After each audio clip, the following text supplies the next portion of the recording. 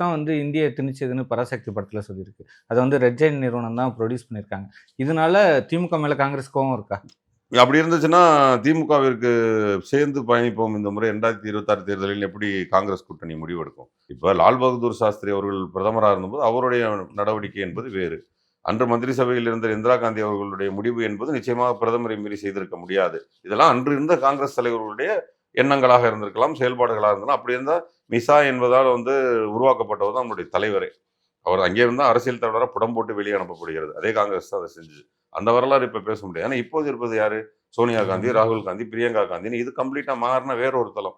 இந்த இளைஞர்கள் தளம் நம்மளுடைய தளபதியோட ஒத்துப்போக தயாராக இருக்கிறது.